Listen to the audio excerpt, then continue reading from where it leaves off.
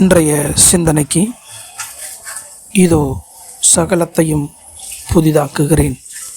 வெளிப்படுத்தின விசேஷம் 21:5 பாகம் 3 புதிய பலன் சோர்வை நீக்குதல் என்ற தலைப்பில் தோல்விகளாலும் போராட்டங்களாலும் நாம் சோர்ந்து போகும்போது தேவன் நம் பலனை புதுப்பிக்கிறார்.